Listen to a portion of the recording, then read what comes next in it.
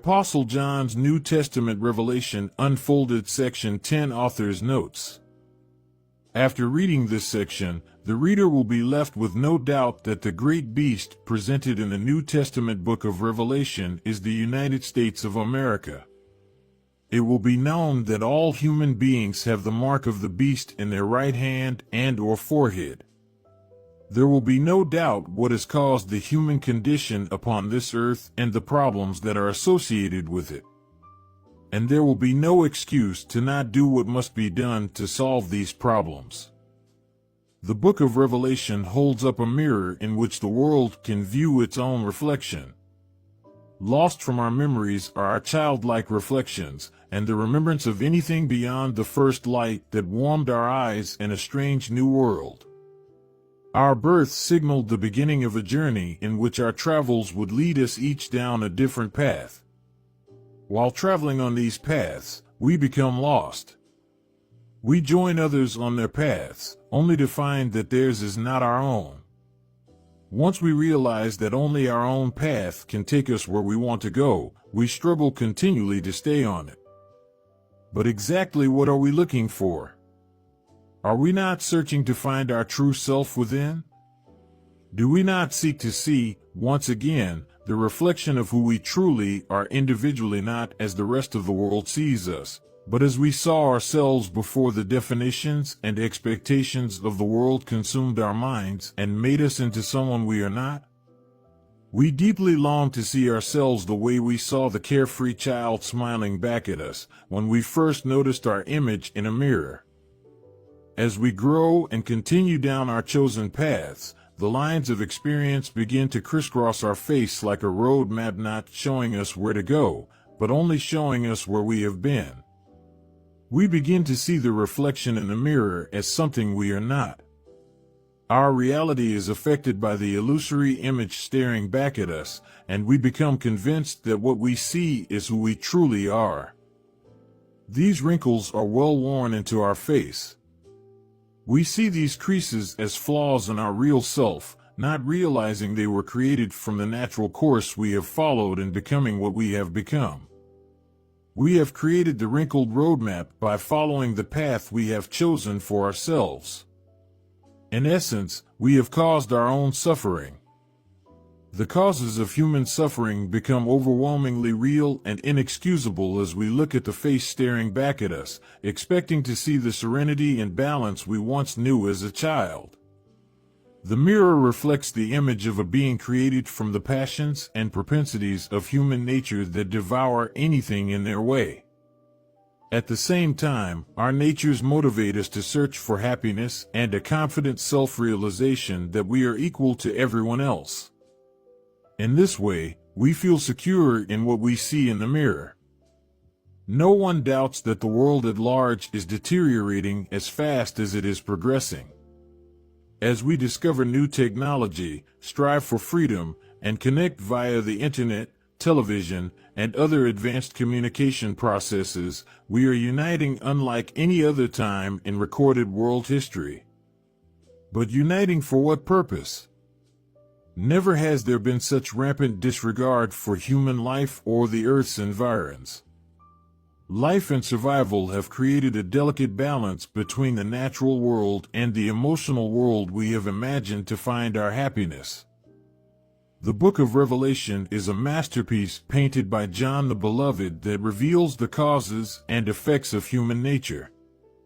As with any masterpiece, the artistic expression and medium used by the painter is unique and can only be understood completely by the artist himself. Some of us look at contemporary masterpieces with contempt by comparing them to a child's work. Others look in awe at the colors, contours, lines, shades, and patterns, speculating and imagining the real intent of the artist, thus creating an illusory masterpiece in their own minds. In a similar manner, some see the book of Revelation as a montage of illusionary creatures and situations created from the imagination of a religious Van Gogh.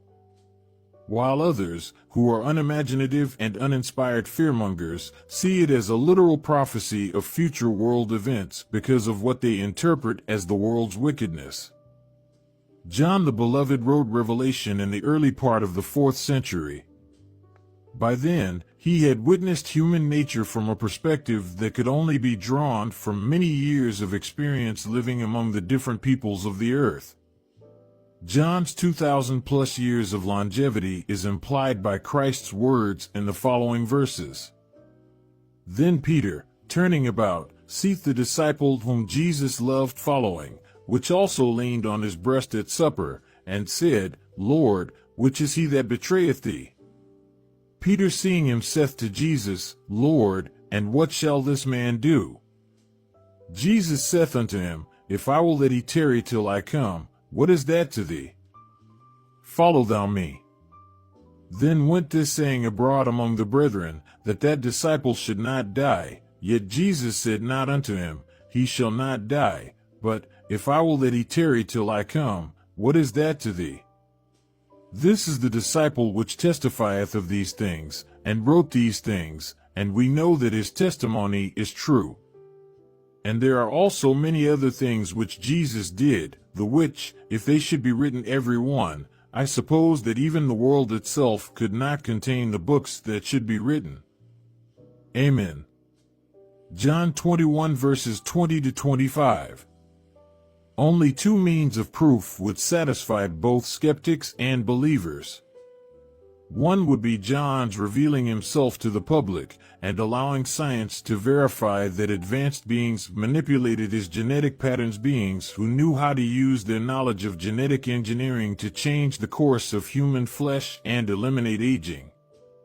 The other means would be for a complete and comprehensive explanation to be given of the masterpiece he penned, which is precisely what transpired to produce this book. How else could it be possible to unfold these mysteries, since only John knows why he wrote what he did? Only he knows what each metaphor and figurative expression represents. For as long as the book of Revelation has been studied by apocalyptic and eschatological students and teachers, there have been numerous attempts to unlock the mystery of Revelation. Though many would like to take credit for attempting to reveal its mysteries and John's original intent, all have failed miserably because John was not the source of their information. In contrast, the integrity of this work is maintained, and the claim that the author was taught personally by John himself is substantiated, as this book realizes the purpose for which it was written, to explain exactly what John intended, and to unfold all of the symbolism he used in the presentation of his message. John's intent was to hold up a mirror in which we could each view the image of the creature that we call a human being. John presents the image as a compendium of natural or fleshly desires. These desires are continually burning with fear, hate, discord, strife, and all that fights against the essence of our true inner longings for peace and happiness. The rising smoke from the fires of our fleshly desires stings our eyes, filling them with tears that distort our vision of reality and blinding us to the truth that we, alone, are responsible for providing the fuel for the fire that consumes us. The rising smoke also creates clouds and mists of darkness, which shield us from the light of truth. These clouds and mists of darkness have spread throughout the entire earth. No light can be found anywhere. No religions, no spiritualists, no learned ones, no psychics, no popes, bishops, priests, leaders, no gurus or self-proclaimed experts have lit a candle with sufficient illumination to reflect the image. We stare blankly into the mirror. In darkness, self-appointed prophets and teachers have invented religions, theories, philosophies, and illusory imaginations of what the image should look like, soothing the eyes and ears of those who hold them up as torches by which to see. In spite of the clouds and mists of darkness, there has always been a source of light. The sun has never stopped fulfilling the purpose of its creation. It warms and gives life to the earth. But when clouds of darkness prevail, the light of the sun is hidden. However, the earth is not left alone. The moon majestically reflects the light of the sun, casting its light upon those who sit in darkness. Only by the light of the moon can people in darkness begin to see their true reflection. Alas, people of the world sit comfortably in houses they have fashioned for themselves, houses built upon sandy foundations, with no hope of surviving the slightest tremor of a living earth. Inside these houses the people sit in repose, uninterested in the light of the moon. People utilize artificial lights they have invented for themselves to illuminate their darkened state. They have been convinced that they do not need the natural light given by the sun, the moon, and the stars. Nevertheless, the moon is always there, reflecting the light of yesterday and portending the light of tomorrow. Though eclipsed by the earth during its different stages, there has always been a moon set in the darkened sky to illuminate a path for those who choose to follow it. The Apostle John was alive when Jesus Christ was upon the earth.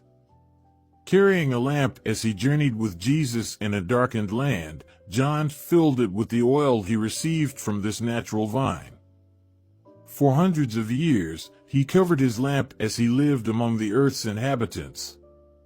Like a golden candlestick on which a flame still burns after hundreds of years, John's lamp remains lit.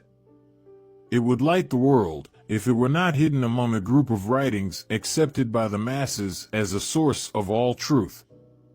It has become known as the Book of Revelation.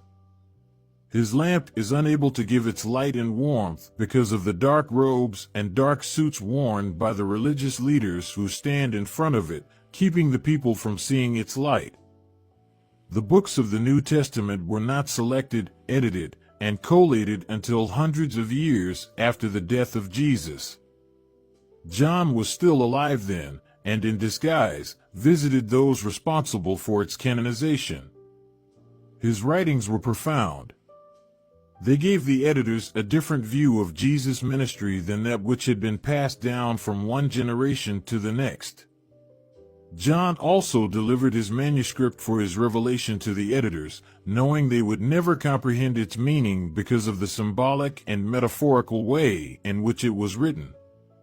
In this way, John maintained the integrity of the manuscript for hundreds of years. To truly understand Revelation, we must recognize and acknowledge that with our fleshly desires, we have created the beast, the monetary system that perpetuates and assures inequality, poverty, and human misery. We have its mark in our right hands and in our foreheads. We worship its image, we possess the number of its name, and we have created the hell from whence it came. It is time to stand aside, those of you who are dressed in cloaks of darkness, and allow the flame from John's lamp to give its light unto all who are in the house. This concludes Revelation Unfolded Section 10 Author's Notes.